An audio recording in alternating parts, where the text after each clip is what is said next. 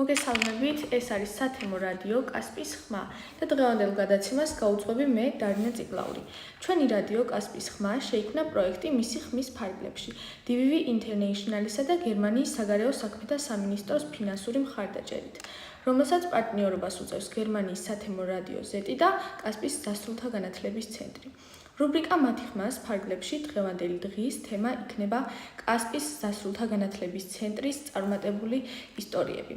საქართველოს მასშტაბით 14 რეგიონში ფუნქციონირებს დასრულთა განათლების ცენტრები, მათ შორის კასპშიც, რაც დიდი შთაბეჭდილებებს და მოტივაციას იძლევა ნებისმიერი ასაკობრივი კატეგორიის მოქალაქეებისთვის.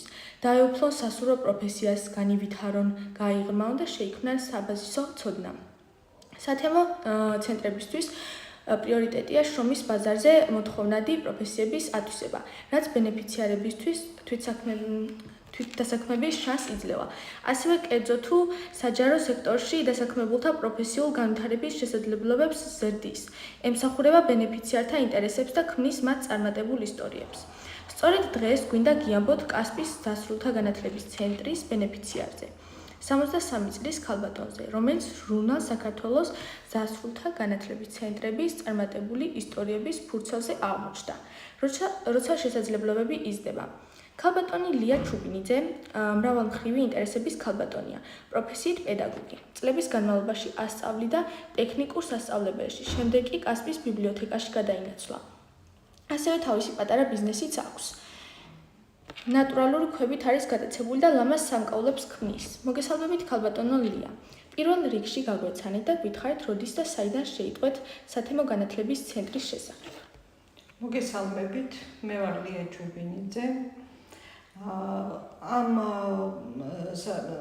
ცენტრის შესახებ გავიგე Facebook-იდან და დავინტერესდი, ჩავეწერე, წარმატებით გავიარე გასაუბრება და შემდეგ მთელი კურსი, საოფისე კომპიუტერული პროგრამების კურსი სრულად გავიარე და ძალიან კმაყოფილი ვარ.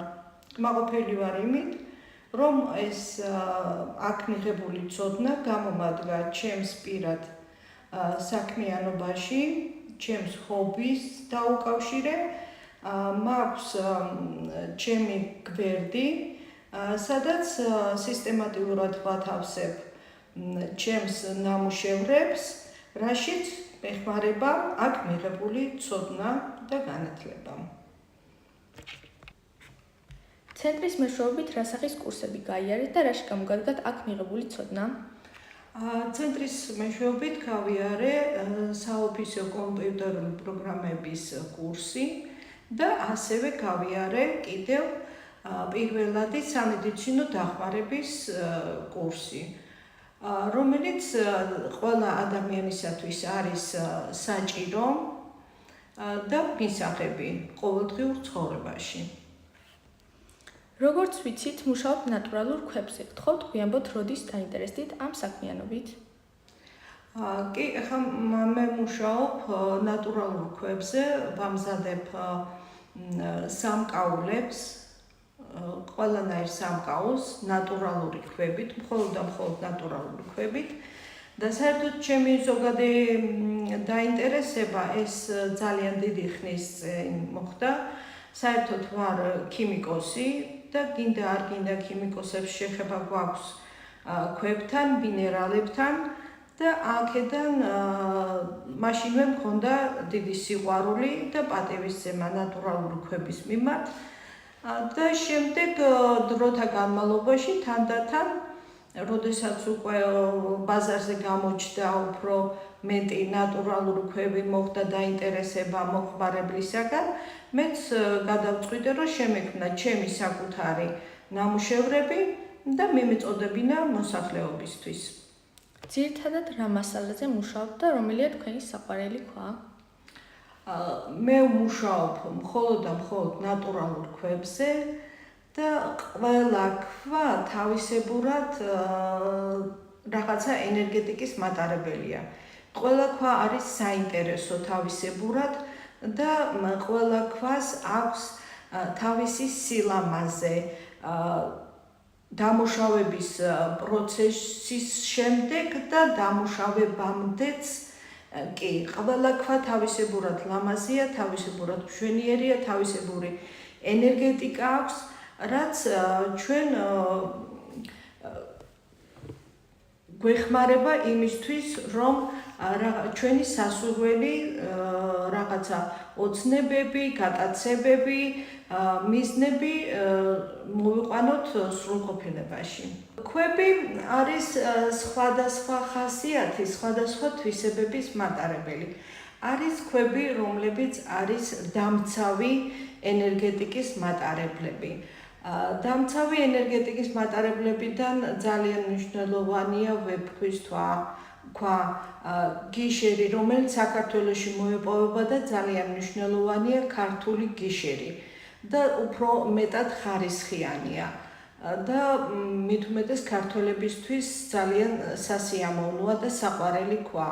ასევე დამცავი არის ვეფხვის თვალი, არის ლაბრადორიტი, არის ძალიან ბევრი ქვა, რომელსაც სხვადასხვა კუთხით შეიძლება გამოიყენო. ასევე არის ძალიან ლამაზი ქვები, რომლებსაც მოაქვთ ჯანმრთელობა, რომლებსაც მოაქვთ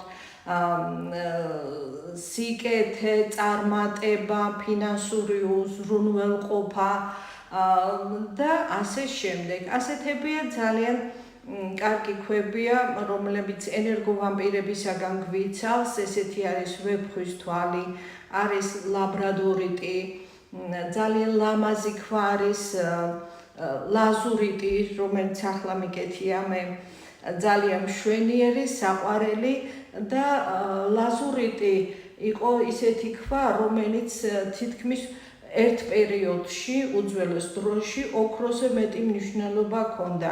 ამ ლაზურიტს იყენებდნენ საღებავების წარმოებაში. რომ ადრე არ იყო ისეთი პიგმენტები, რომლებიც ფერს მიცემდა უძველეს დროში, უძველეს საუკუნეებში და ამისათვის საღებავებისა და ნახატების საღებავებისთვის ძალიან ხშირად იყენებდნენ ასეთ პიგმენტს, რომელსაც ქვას მოიპოვებდნენ და შემდეგ მას ფქვავდნენ ფქვილის სახით, რომ ყოფილიყო, ურევდნენ ზეთში და წარმოუშვებდნენ იმ ბუნებრივ საღებავს.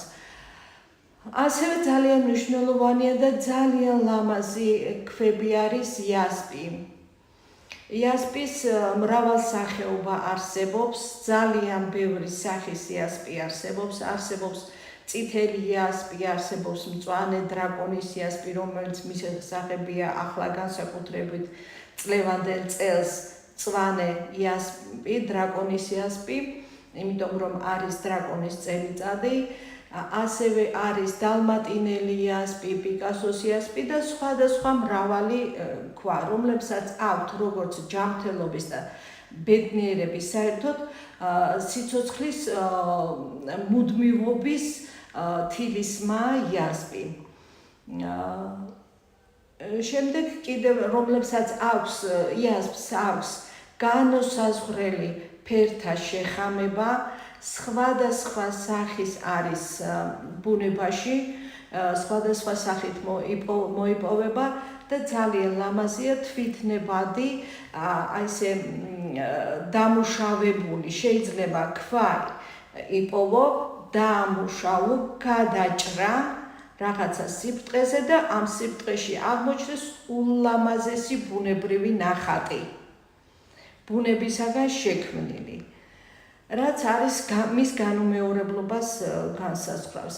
ასევე ძალიან მნიშვნელოვანი და ძალიან მისაღები და ახლა ყველა გატაცებულია ზოდიაქოს ნიშნებით, ასტროლოგიით ყველა გატაცებულია, ყველასათვის მისაღები და სასურველი ქვა არის აგატი, რომელსაც აქვს ასევე სხვადასხვა შეფერადება, სხვადასხვა ფერის არის და როგორც იასპი, ისევე აგატის დამუშავების შემთხვევაში გააჩნია რა კუთხით დაამუშავოთ, სრულიად მოულოდნელად აქაც შეიძლება აღმოაჩინოთ ძალიან ლამაზი სასურველი და განსაკუთრებული გასაოცარი სურათი.